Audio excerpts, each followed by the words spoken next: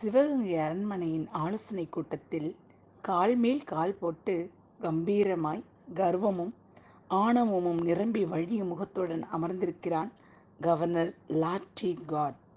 சிறிது நேரத்தில் சிவகங்கை மன்னர் முத்து வடுகநாதர் உள்ளே நுழைகிறார். நாற்காலியில் மேலும் பின்னோக்கி சாய்ந்து இடது காலின் மேல் இருக்கும் வலது காலினை ஆட்டியபடியே அதிகார தோரணையில் பேசுகிறான் கவர்னர் லாட்டி.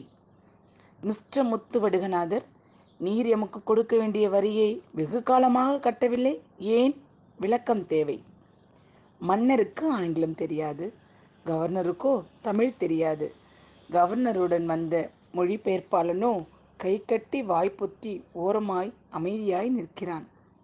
மன்னரின் குழப்பத்தை கண்டும் தனது பேச்சினை புரிந்து கொள்ள முடியாத இயலாமையை கண்டும் கவர்னரின் கண்களில் ஒரு எகத்தாள சிரிப்பு. ஆங்கிலம் தெரியாதா உனக்கு என்னும் ஒரு கேலி பார்வை. அறையின் வெளியில் இருந்து இவற்றையெல்லாம் கவனித்துக் கொண்டிருந்த வேலு நாச்சியார் அறைக்குள் புயல் என புகுந்தார். எங்களை நத்தி பிழைக்கு வந்த நீங்கள்தான் எங்களின் தாய்மொழியை தெரிந்து கொள்ள வேண்டுமே தவிர நாங்கள் உங்கள் மொழியை தெரிந்து கொள்ள வேண்டிய அவசியமில்லை. ஒரு நிமிடம்தான், ஒரே நிமிடம். வாரி சுருட்டிக் கொண்டு தன்னையும் அறியாமல் எழுந்து நிற்கிறான் லாட்டி. யார் இவள்? என் மொழியில் ஆங்கிலத்தில் வீர முழக்கமிடுகிறாரே, யார் இவள்? புரியவில்லை அவனுக்கு.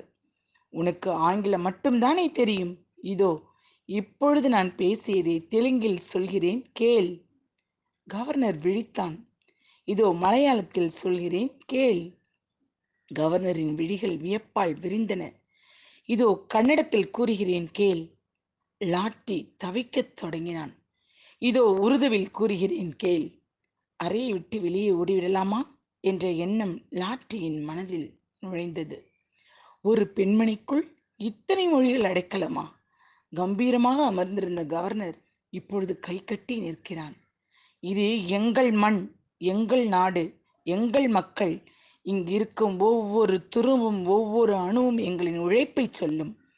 எங்கள் மக்களின் உழைப்பாலும் உதிரத்தாலும் வேர்வையாலும் உருவானது எங்கள் நாடு.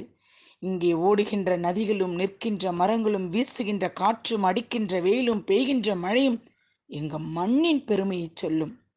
அன்புக்கு எங்கள் தலை என்றும் குனியும். ஆணவத்தோடு நெருங்கினால் தலை மண்ணில் உருளும். எங்கிருந்தோ பிழைக்க வந்த நீ எங்களிடமே வரி கேட்கின்றாயா? வரி கொடுத்து எமக்கு பழக்கமில்லை. உதவி என்று கேள், வாரி வாரி வழங்குகிறேன். இனி ஒரு முறை வரி என்று கேட்டால் வரி கேட்டு வருபவனுக்கு வாயே இருக்காது. வேலு நாச்சியார் ஆங்கிலத்தில் முழங்கி முடித்த பின்பும் வெகு நேரம் கவர்னரின் காதுகளில் வார்த்தைகள் எதிரொலித்துக் கொண்டே இருந்தன. இனியும் இங்கே நின்றால் உயிரும் மிஞ்சாது என்பதை அறிந்த கவர்னர் வேகமாக அரண்மனை விட்டு வெளியேறினான். வெள்ளைய ஏகாதிபத்தியத்தை எதிர்த்து போராடி வென்ற வீர தமிழச்சி வேலு நாச்சியார்.